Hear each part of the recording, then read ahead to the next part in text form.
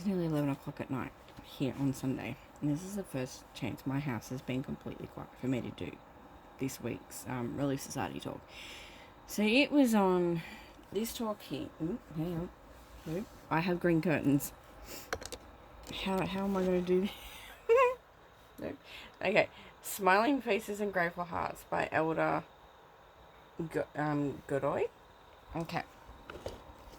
This is going to be interesting because my notebook is green and my nails are green. I have a slight obsession at the moment, okay? Leave me alone. Alright? So anyway, and like most of these quotes and stuff that I've written down and stuff have to do with him getting called to something in Africa and stuff. I'm just gonna read my quotes and sort of talk about what we talked about today in Relief Society. That sort of tweet me as well and go, oh, I didn't think about that. But yeah, so greatness of our saints in Africa. President James E. Faust once stated, "It has been said that this church does not necessarily attract great people, but more often makes ordinary people great." And I kind of agree with that because, for a start, Joseph Smith himself was not a great person already. He became great. In his own right, like him or whatever, the man started a movement.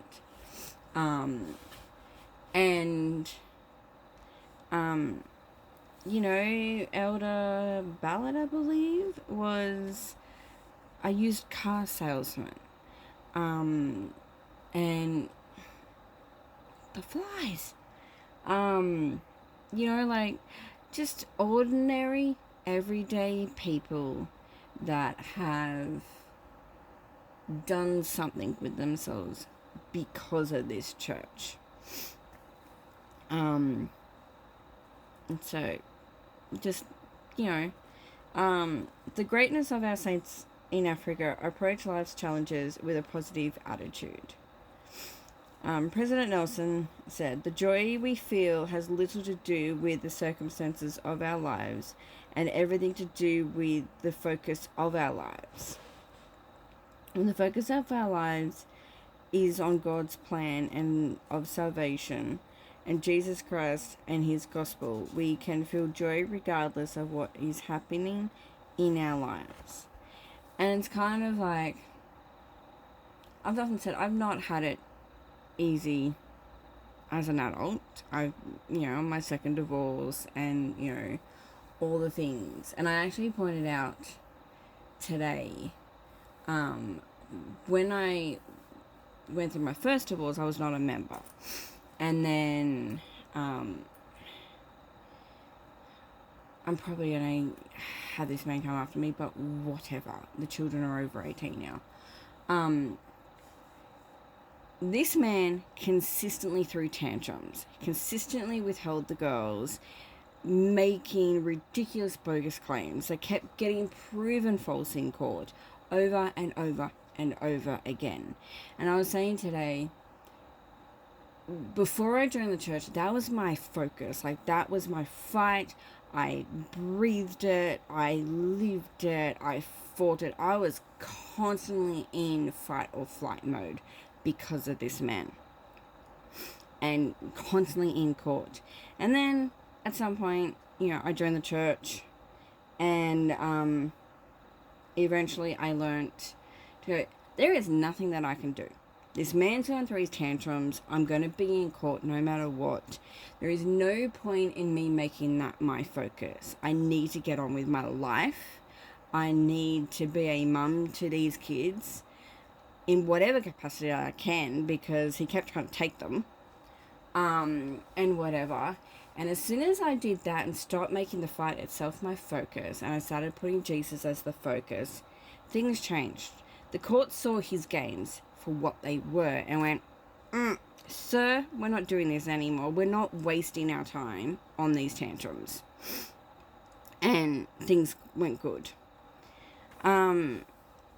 So I have written some down for each sort of section kind of thing, but most of them were all the same. Like, there was in Zambia, members would walk 45 minutes to an hour to get to the chapel, and another 45 minutes to an hour to get home from the chapel, because distance was a thing. Like, get it. You know, my hometown, the closest chapel is a 45-minute drive on a highway. Yes, not walking.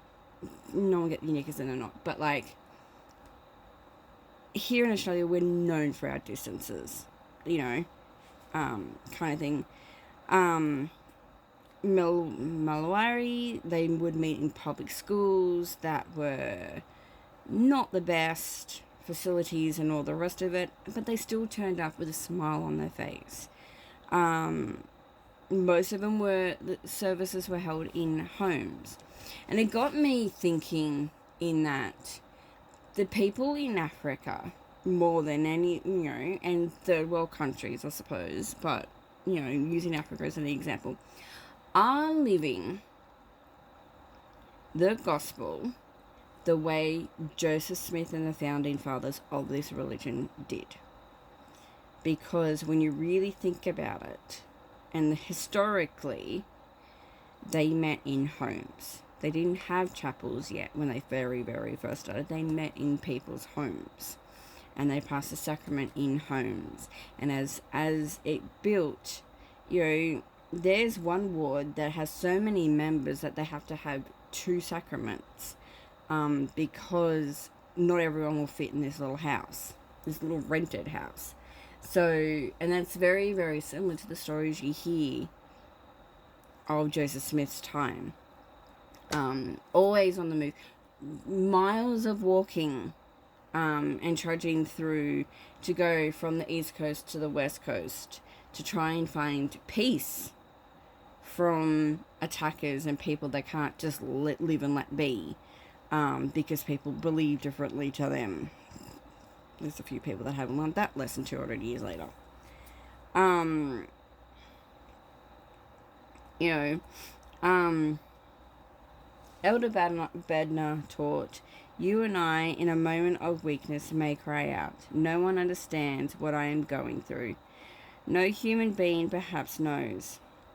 But the Son of God perfectly knows and understands. And why? Because he felt and bore our burdens before we ever did." That was the whole point of the cross. That was the whole point of him coming down to earth, was to sacrifice himself for us, to take our burdens away.